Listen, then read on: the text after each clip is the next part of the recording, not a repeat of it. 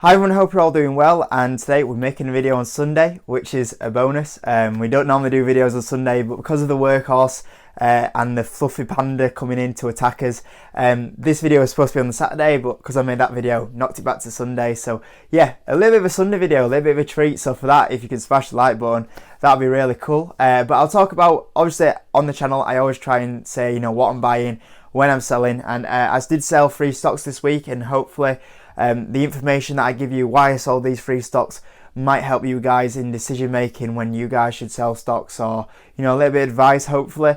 These 3 stocks that I sold were kind of not scenarios that I kind of anticipated coming, but nevertheless you'll know what one of them is, but the other 2 I'll kind of talk through why I sold them.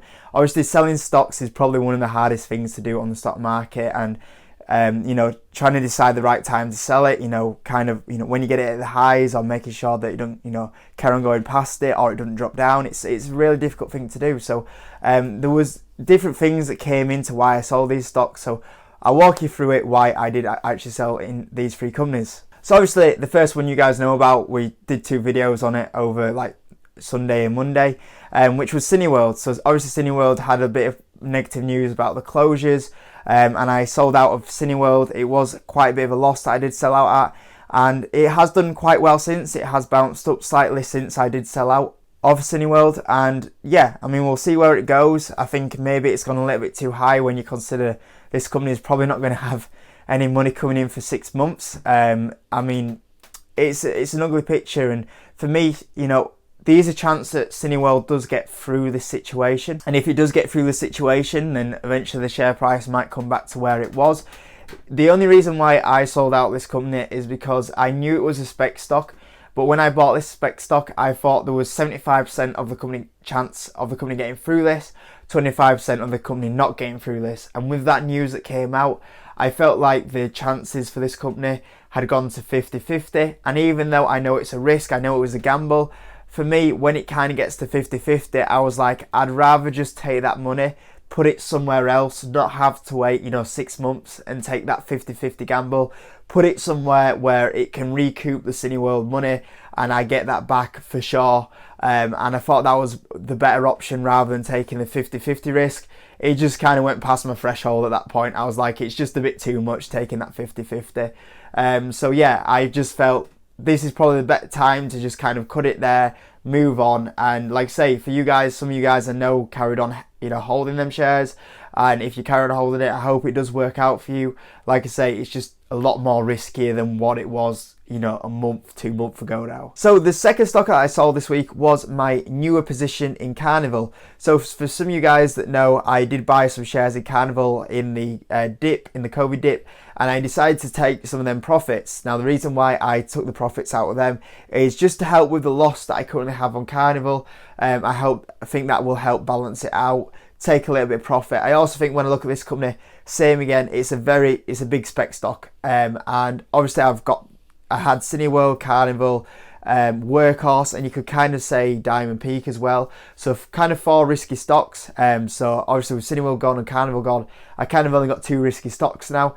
So I kind of wanted to just eliminate a little bit of risk. I kind of wanted to take some profit to manage that situation. I think we sold out at about 20% profit on Carnival. I also noticed quite a bit about the struggle for Carnival to get operating again, because I thought like they would be operating by November. Seems like it could be quite a bit further away. We've seen them earnings, how much money they're losing. So I sold a little bit just before earnings because I thought earnings could be terrible as well. So yeah, we see they're burning through a lot of cash. More than likely they won't get operating until next year, which means another quarter of burning through cash. And I just felt like there might be an opportunity to buy this stock back down at $12, $13 over the next kind of few months. And if it does get there, then I might buy back into Carnival. But when I looked at the current situation, I just felt like it's probably time just to take some profit off the table, help with the other Carnival position. I could go invest that somewhere else, and I thought it was a bit of a decent move just right there to take the profit off that one. So yeah, I felt like it was a good time to take that off Carnival and move it somewhere else. And like I say, if the company gets back down to the right prices, it's a company I wouldn't mind buying in, but I thought that was a sensible decision to make at this moment in time. And then the last stock was another company that I sold out for another 20% profit, so nice 20% in Carnival, 20% in Aviva. I sold Aviva just because I said it on my UK portfolio review, I've just got too many UK stocks at the moment, and it's just quite hard to manage it. And realistically, when I look at Aviva, with the money that I had in it, was it worth upkeeping the earnings call, everything like that for that position? And also, I do want to trim the UK position sizes down quite a bit, because there's too many stocks, too many companies. Aviva seems like one to go because it was in profit, not a big position really. And I'm also not a massive fan of the company. Like, it's not going to ever bring me massive returns. You know, it's a financial play. Financial plays never really give big returns. So I thought, you know, the chance of it going up loads isn't that much. It's not a big position. The upkeep on it, I'm up in the green. Take 20% profit from Aviva, go somewhere else with it. And like I say, I think that was probably a good move as well, just take some profit off Aviva. So yeah, same again. I think that kind of works just for my situation with the position size as well.